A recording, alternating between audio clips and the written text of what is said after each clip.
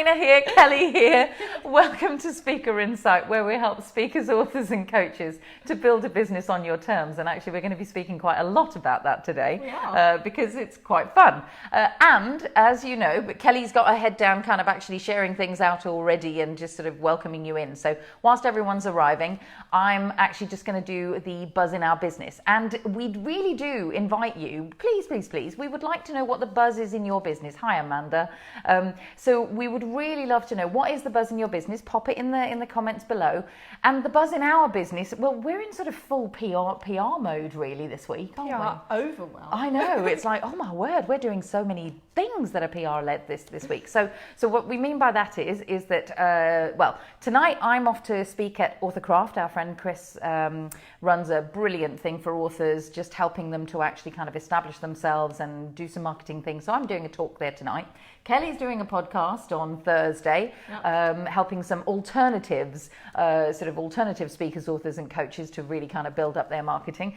And you may or may not have signed up for this, and if you haven't, I would really recommend it. We did a fantastic interview on the Intuitive Entrepreneurs Summit with Anna Swee. Yeah, she had some great experts, 21 days truly of awesome experts. And there are just so many juicy tidbits in there, and she's doing a series of replays. So ours was on Sunday, so she's doing a series of replays that that you can actually access. So ours was all around lead generation, and actually weirdly it's not one that we've done as a Facebook Live, so maybe we should or just go and watch that. Until then, I'm going to put the registration link to the summit so you can catch the replays of everyone's experts. I'm going to put it in the comments now. There were some really good ones. So you just register, it's free, and then you get to see ours and all the other experts, all teaching you how to basically build an engaged audience as an entrepreneur and loads of new leads, basically. Oh, I tell you, it was absolutely... Oh, Amanda's going to AuthorCraft tonight, so she'll see you there.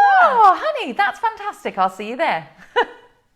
I like it. Perfect. So tell us what the buzz is in your business. I know Amanda, Beth, and you guys have got lots of buzz going on. So give us a comment in the comments below and let us know what the buzz in your business is. Brilliant. But what Helena said is that we're actually going to talk quite a lot about one of our key frameworks today, which is our On Your Terms framework. So we'll go through what that means, and I know some of you on the live knows what that is. Yeah. But it's all about you being a speaker, author, or coach. Most of you are busy being busy. Correct. A lot of you aren't getting the results that you wanted, and a lot of you are feeling trapped by your business because you're not running it on your terms. There's a lots of shoulds. And one of the things that we come across with a lot with this is that you find it really hard to say no, okay? And that's one of the things where you just take on other people's responsibilities and shoulds and priorities, and that's when you stop building a business on your terms. Completely. So what we want to do in this session is actually go through a little bit about why that happens, but give you some practical advice on how to put yourself first, whilst being professional, whilst still not letting people down, but you can't serve everyone. No, right? You can't. And more importantly, the brilliant thing about saying no is that you end up putting you and your business first, which then allows others to come and choose you from a much better perspective than if you were saying yes to everybody else, right? Bethan's getting lots of helpful feedback ahead of her launching her new Facebook group this time, and she's so excited she told us about it 4 times. Are you really excited, hun? Really, really excited. I reckon you must be on your phone and the phone's doing that thing of, I need to let you know this for sure. You must know this. That's brilliant. And there is something really exciting about being in that launch phase. So I totally get it. 4 times, shout it out. We're really excited as well because we've got our Speaker Insight retreat coming up in just under 3 weeks. So I put the link in there as well. I know Bethan's been on it, quite a few other people that are watching the live. So have to check that out, but that's where we basically go deep dive with you for 3 days, intensive. You walk away with everything created, and you basically get to network with some other speakers, authors and coaches. Only 8 people because we work with you one-to-one. Maximum 8, because actually you need and deserve the attention of your, well, again, we are helping you build a business on your terms. So why don't I say a little bit more about this? Why would you say no? This is, you know, these are all the reasons that I all the reasons. There are many reasons to say them. I may not go through all. But on your terms is, as Kelly said, it's one of our teaching frameworks, and it's one of the things that with our Changemaker Central membership, we make sure that people check in when they are deciding on a new product or a new potential positioning piece, or even whether to accept a talk or not. You need to be deciding whether it is on your terms. So let me explain that, because terms is actually an acronym. It stands for your time. So is it on your terms in terms of the time that something might take to make, deliver, create in some way? If you do something, then what doesn't get done? That's very much a yes and no kind of scenario. Terms, T for time, E for energy. So will it energize you to say yes to this thing, or will it energize you to say no to this thing? That really is a massive consideration, because everything that we do takes energy. And so the sooner you actually decide, well, am I going to put my energy into this? Or, will it inspire and delight me? Or actually, does it drain me? Yeah.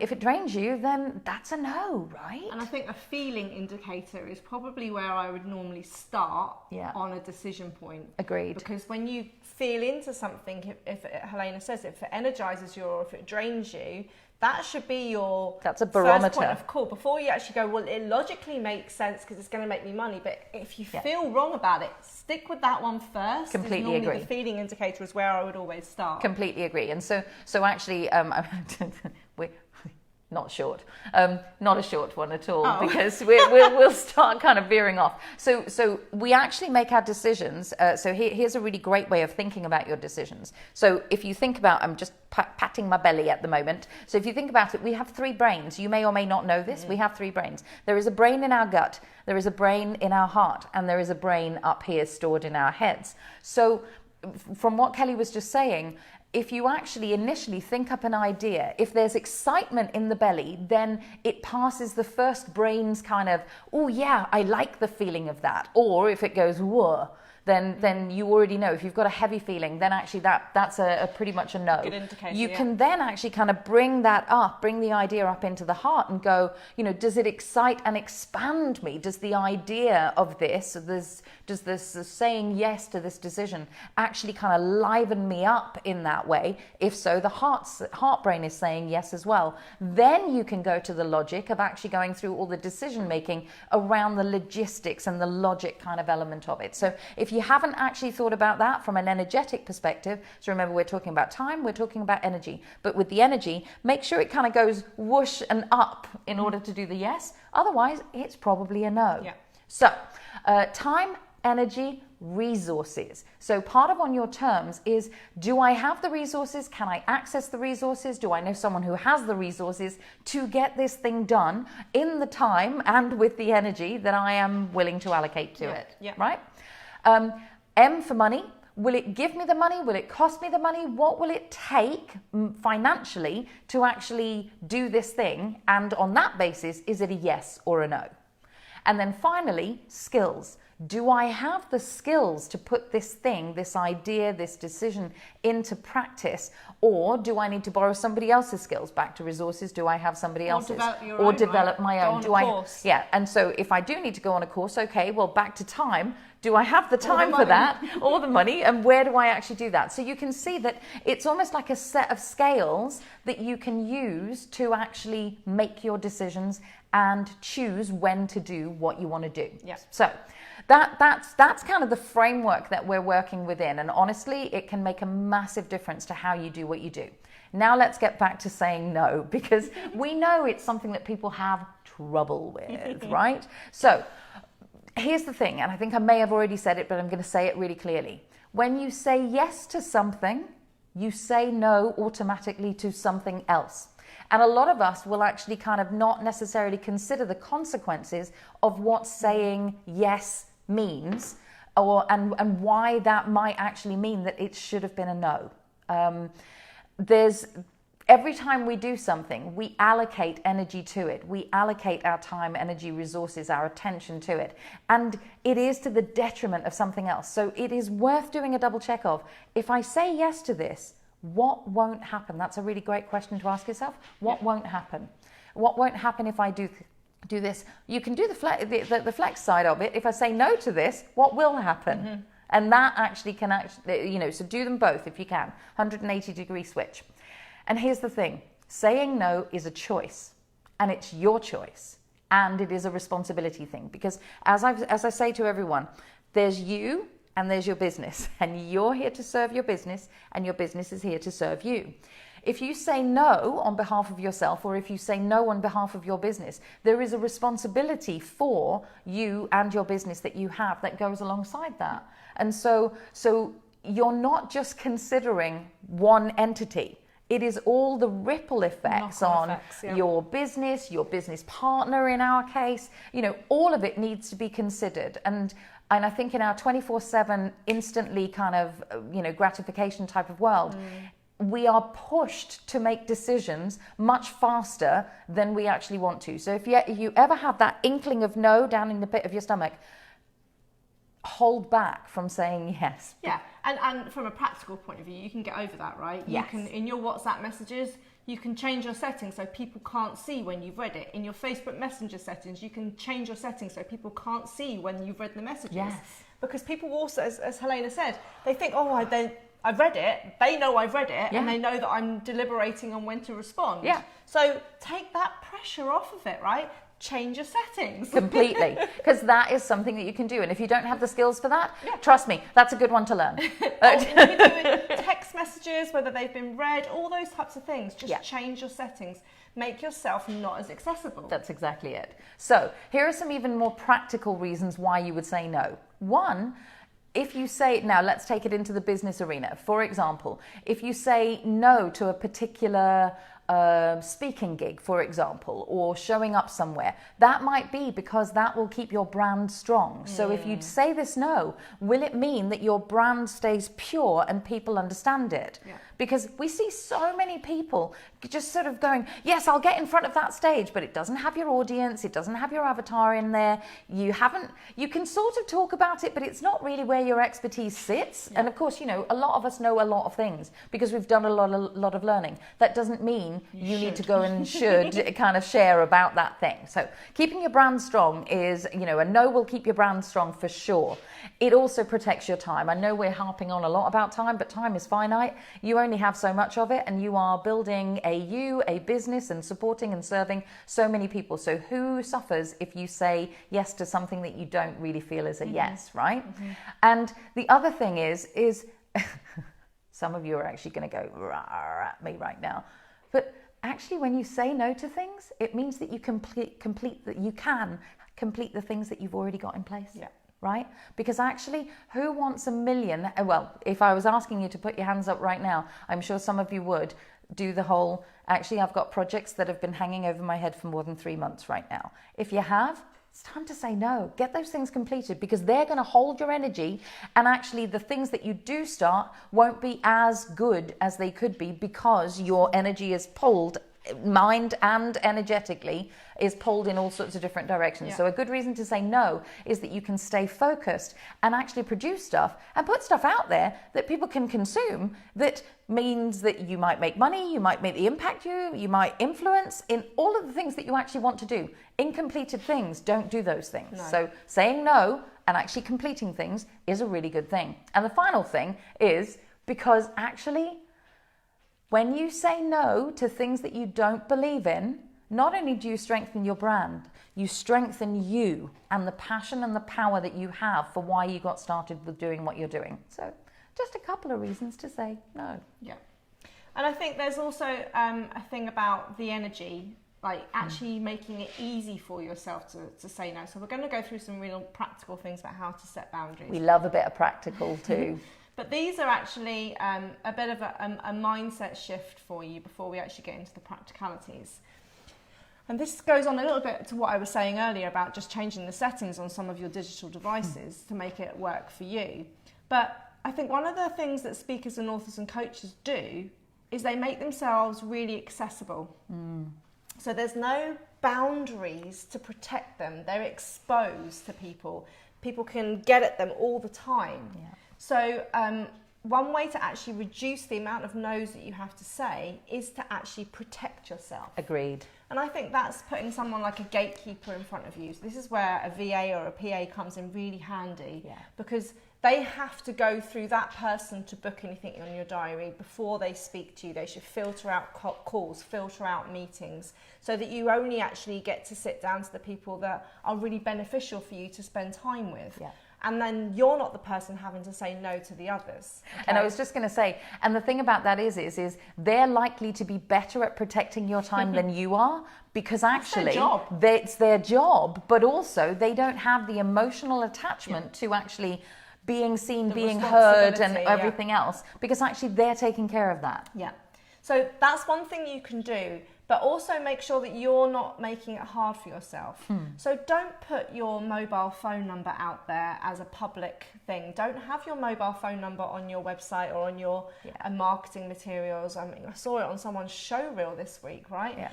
It either needs to be a number which diverts and goes to your mobile phone, but people don't think that they're actually contacting you directly, because it doesn't look very professional, in my opinion, as well, if you've got your personal mobile number up there. Agreed. Have a personal email address and an info or support at your domain address as well. You don't want to be giving your personal email address out. No. Again, that's what your VA should be managing for you, is all the standard ones, the support and the info at. But you take your personal ones when you work with your clients.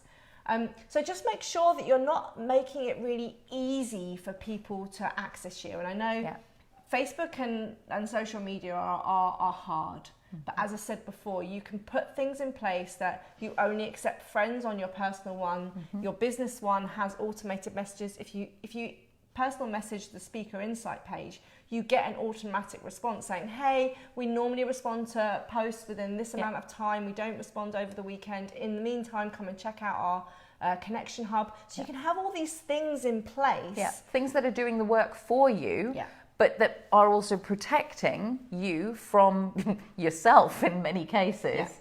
And indeed, sort of unwanted attention at unwanted times. And there's a realistic expectation that you can put in place too, around the fact that, you are delivering some of the time. You are not there 24/7 for others to actually be attended to. Yeah. So have that protection around you. Don't be so exposed. Don't be so accessible. The second thing is actually get organised, right? And of course, a geeky, structured, organised person's going to say this. But actually, if you have your calendar organised, so when I work with clients, I would teach them to chunk time. So chunk time in your diary so that you've got Tuesday afternoons are where you have phone calls and you go and meet people. Monday mornings at administration. Fridays is finance. And you just chunk time for activities, or it might be you might have more than one job that you're juggling, so you might actually block days for certain companies. That way you are a lot more in control to say, I only meet people on Tuesdays because that's the day I travel into London or whatever. And of course you can be flexible, but if you actually have these set things, because that's the way that you run your business on your terms, it's really easy to give that reason why you can't come into London on Wednesday morning, because that's the day that you go to the gym, or that's the day that you do something else. So protected content. Because most people aren't structured. So most people will run around and go, okay, well, I'll move it to Tuesday then because I've got nothing on. And then you're making your business run on your terms. And people are inherently flexible around that, particularly when you give a reason. So I love that Kelly said that, and I'm reinforcing it. When you give a reason, people go, oh, I get that. That makes complete sense. Oh, yes, thank you very much. What was it? Oh, you sparked something. It'll come back to me. I don't know. Jo's saying that she loves chunking time. So it's good. She's another structured organised. Well, she is. Now, so here's the one for the more sort of touchy-feely around you. Chunk time by your energy. So actually, some of you might well find that you're at your most creative in the morning, therefore don't have meetings in the morning, right? I mean, that just makes sense, right? So truly not creative in the morning, truly. So we have conversations in the morning that are very logistical. But that's exactly what I mean. So chunking your time by the energy that you actually have really works. You'll find that most of my meetings with people happen mid-afternoon onwards. Why? Because actually, I've done all my creativity in the morning, and now actually I'm ready to really kind of be on fire with people because that's just how it works for me. And same for me. If I'm physically meeting people, I won't travel in the rush hour. Yeah. Unless I really, really have to. Why would I make a meeting for 9 o'clock when I can make it for 11? Yes. So again, these are all the things that are working on your terms. Yeah. Another mindset sort of shift, which people find it quite hard to do, but when they do it the first time, they see a lot of results, is actually sack some of your clients. Yes. The clients that when Helena was talking about terms, that when you see the phone ring and your heart drops because you know that they're energy vampires and you really don't want to speak to them, just get rid. Okay? Really, truly. Because they are clogging the space for a client who's going to pay the same or more, but you're going to love working with. That's right. And if you don't make that decision, this heavy energy, this responsibility of people you aren't your ideal clients, is actually blocking you, right? Yeah. I've sort of remembered what I was going to say, and it's linked to this as well. Whenever you have a meeting with someone, another way of saying, so don't do back-to-back meetings. Say no to back-to-back meetings, because actually, if you build in some buffer time for you, it allows you the space to recharge. Think about what you actually need to do and want to do for that. So if it's an hour meeting, I always make it an hour and a half so that I have half an hour for myself to actually go, okay, what needs to be done? Are there any actions I can complete right then and there? Things that I've promised I'll send them and that sort of thing. That really helps. And the same thing is true for the clients that Kelly was just talking about. If you sack the clients that you actually really that you've grown out of, let's put it that way, then what that frees up is buffer time for you to actually put new people in or have the conversations that bring new people in. Nature abhors a vacuum. So for those of you who are panicking over the whole, but I can't sack my clients, oh my gosh, where's the money going to come from, or whatever it is, because some of you may be in that cycle. Honestly, there is a big leap, big girl pants on kind of, and be brave about it. But you will feel so different that your energy will show up differently. You will feel so much lighter and free that actually you show up on other people's radars, and it doesn't take long for it to fill back up. Yeah. And another mindset thing that I like to deal with is always have that resource bank of alternatives. So if it's not you, who could you refer it on to? Yeah. If you don't have the time to see that person one-to-one, what digitally can you offer them that they could start the process off on? So, when people start asking you, could you do mates rates, or could you cut your prices down and stuff, go, I can't, because when I've got a waiting list of people that are willing to pay that, why would I do that? But I'm happy to support you in where you're at and what you can afford. Here's a program that you can get the same information, but it's just in a digital form. Yeah. And it doesn't take my time up. So just think about other alternatives, because if you just say a straight no to somebody, that's quite harsh, right? You don't want to leave them at a loose end. So you can direct them and say, it's a no from me, but I know this great web designer who, when I'm really busy, I send my people over to her or him. So I actually tiny teach within the teach. And this was going to be a short one. I know. I said to her, it may not be. But I always used to talk to people about their A, B, C, D clients. So your A clients are the ones that are, high worth, low maintenance. Your B clients are high worth, high maintenance, but you still really enjoy kind of working with them. Your C clients are the ones that are low worth and low maintenance. So you might still actually kind of work with those. You might still choose that actually, that's a ticking on kind of thing. It might be part of your membership or stage stuff. Exactly. So, that actually works. And then you've got these D clients who actually, and there are a lot of them. There are a lot of them who are the low worth, high maintenance ones. And these are the ones that really we would look for you to sack first and foremost. Now, here's what's special. And so I'm going to do it like this so that you can actually see it. So your A, B, C, Ds, your Ds might be somebody else's As. And so find who is in your extended network that actually you could even get maybe a financial kiss, or certainly a we love you kiss from them, from that perspective of you've just handed over something that's ideal for them. Yeah. Amazing. So use some of these buffers around you, whether it's protection, whether it's resources that you can refer to, the ways that you can soften the no. Yeah. but always refer back to the on your terms bit. So you're checking in. And I did it this week, actually. I've got a client who wants me to go and run about 4 hours worth of a delivery at a retreat on marketing. And I want to do it. And it's 4 hours to go all the way to the Lake District to then deliver 4 hours to come home again.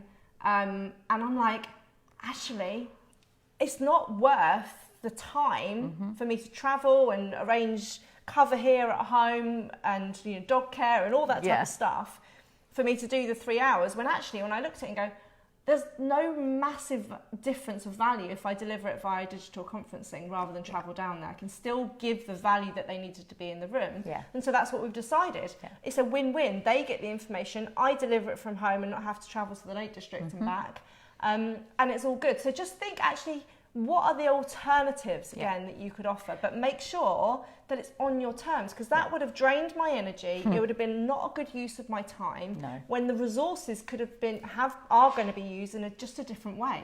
Right? Completely agree. So there's always something, and this is the beauty of living in this age and having so much flexibility through technology, whether you're scared of it or not.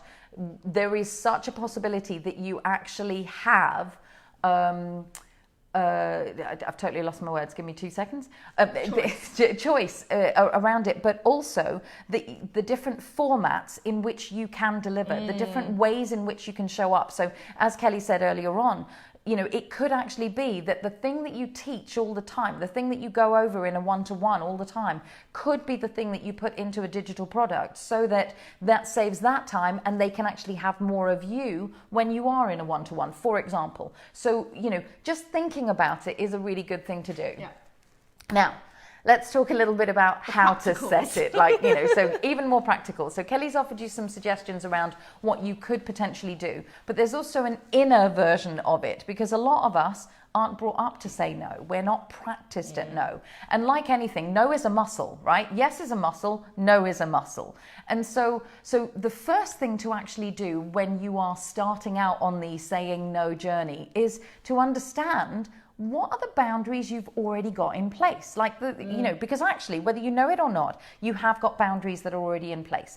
And where are you actually lacking those boundaries? So you could actually map out, actually, I've got pretty firm boundaries around my time, but my energy kind of actually goes all over the place. Or I know some people where there are just things that are non-negotiable. Yes. They are going to go to the gym at 6 o'clock every Wednesday evening. Non-negotiable. No, doesn't matter what happens. She's not talking about me. Or me. I do know some people that are like that. I totally get it. And so there are things, and I think this is because it's a values alignment. Yeah, right? completely. What is really important to you in your values, you make time for. You will actually make sure that is protected, that you do that. And then it's the other things that then, where the time, energy and resources and stuff they kind of creep in. Yeah. They creep in. So it might be worth you doing a little bit of an audit of how strong are my boundaries in all of these different areas. What do I actually do on a regular basis that I would say I'm really strong in my boundaries of? Because you can, that will prove to you that you know how to say no. Yeah. And part of that is making the choice to do something and putting it in as a habitual thing. So I do my shiny shoves, a 2-minute kind of video every weekday morning. I never do them at the weekend, but I do them before 12 now, because I used to do them before 9, and then things like travel got in the way and stuff. So actually I made a deal with myself and renegotiated that actually it was a no to before 9. And actually before 12 is a really good idea for me. So, and it's, we did the one about how to be productive in the summer holidays, right? Because I took most of the summer holidays off, because that's building a business on my terms. I wanted to spend it with my husband and my stepdaughter doing all these activities. So it was like, well, we're not going to run retreats, we're not going to run events, we're not going to do stuff over the summer. So how can we say no to people? What do we put in place in order for that to happen? That's exactly it. So just do an audit of your relationships, your hobbies, your work, your personal life. All of it. Where have you already got stuff in place? Because it's really good to see that you can say no. And that the world doesn't fall apart. Because actually the world doesn't fall apart when you say no, particularly if you give them reasons, back to what we said. Just to let you know, Bethan is saying that you should do a live with Judy Reese. I know Judy. About working effectively online over Zoom. I connected these two. Oh, okay. or at least I certainly had a hand in them getting back together. I think is it's really, really good. But yes, I will. That's a really good call. I think I'll reach out to Judy. Thank you. So the other thing is get clarity on what you actually want, right? Because understand what you're actually wanting, driven by the values, as Kelly was saying. If you actually know, so for example, connection, one of our top values, both of us. Structure, also one of our top values. I value connection over structure. I value structure over connection. Thank goodness we're together is all I can say. So I can make a cup of tea with somebody, last for an hour and a half, and actually then have to scramble for something. So it's still a choice. So get clarity over what is your priority, what is it that you actually want, and which values may serve you in saying no, and which values may not serve you. So my value of contribution is usually the one I have to pull on in order to get stuff done, so that my value of connection doesn't spoil the show, right? It's far too much fun in my world. You can never have such a thing, can you? Now, here's the other thing. Make your no's public. If you actually, have it on your email footer, you can only reach me at these times. Or as Kelly said, with your message, the messenger bot, if you like, that answers on our behalf. Give people the guidelines. That tells us, exactly. And so, you can have that very blatantly put out so that people just respect it because you've said it. Yeah. Because they're not mind readers, right? And the final piece here, and this is the big piece for those of you who struggle with this, you are not responsible for other people and how they react to the boundary. You are responsible for putting the boundary in place and standing firm and not wavering with that. Oak, not willow in this instance. And I think that's one of the things that when you're really strong in your principles, your values, your guidelines, how you run your business, then people need to respect that because that's your decision. Agreed. And what I think one of the things, when you do say no, be really concise with the no. Yeah. If you have an alternative so you don't leave them hanging, great, but please don't over explain. Don't justify all the reasons why you're saying no, because then it just feels weak. And it implies wiggle room. Yeah. It really does, because people then start to kind of go, well, do you really mean it? Do you really mean it? Do you want me to talk you out of the no? I could talk you out of the no. Let me do that. Yeah. So just say no nicely, professionally. Have the alternatives to soften the blow, but don't go into all the excuses and the reasons why. Completely right? agree. It just reduces the impact. Yeah. Really make sure that you are clear on the choices and consequences that Helena's already touched on. So saying no means that you can do this and that's more valuable. Yeah. Or if you do say yes, what are you saying no to? Yeah. And what's the consequences? So always just that for every choice there is a consequence. And Agreed. you just need to be aware and have a conscious decision when you're making those choices yourself. Yeah. And then the other thing is just support yourself. Right? Support yourself with people that have got similar values to you, because there won't be so much of a clash. Yeah. People who are your avatar, who get you and they understand why you might not be working evenings or weekends or all these types of things that you might be saying no to from a time perspective. But then have that support network where you can refer people onto. So the D's are some people's A's. Yeah. Who are those people? Who can you refer? Who can you actually have supporting you? Yep. To take some of the workload off, so you don't have to do everything in there, and you can stay in your sweet spot. I have just remembered one more. Sorry. It's a very important thing, saying no. So therefore, let's help people do that. I'm not accepting your no in this instance. And that's called negotiation. Exactly. So if you are at the point of saying no for the first time to something that you know you're going to be doing on a regular basis, and you are learning how to do so, part of giving a reason is to actually say to people, I'm saying no where I used to say yes. So this is a new behavior for me around this particular thing. So this is my no, and with my peer support people, will you help me reinforce it? So, for example, if I don't know, you're cutting down on alcohol, for example, ask your friends to say, you might say, actually, I'm now only doing 1 glass of wine with a meal. It's like having an Let them help accountability you. buddy, right? Yeah. So have people spotting stuff for you, because Exactly. you might have said to yourself, I'm going to start saying But no. you regress. You're a bit pesky. And you've had 3 glasses of wine rather than 1, but you've not even realised. But, have people looking out for you as well as supporting you and calling you on the stuff. That's right. You said start saying no to that, and I saw you online saying yes to it. Exactly. Stop it, right? And so, ask for help when you say no. So the call really for you here is to just evaluate. How easy is it for you to say no? What help, what support might you need to put in place in order to do so? Figure out what the boundaries are. Where do you need to start saying no? And, if it is hard for you, what's getting in the way? It could well be that whole factor of, are you serving everyone or no one? So what is it that you want to choose? And then learn to say no. And tell us about it. I'd like to see other people's like suggestions. Like I gave my example today of saying no, of not going to the Lake Districts and doing it remotely instead. Tell us, right, either in the Connection Hub, which I've pinned to the top of this post, if you're not in the Connection Hub, which is where all the fun stuff happens, come and join us.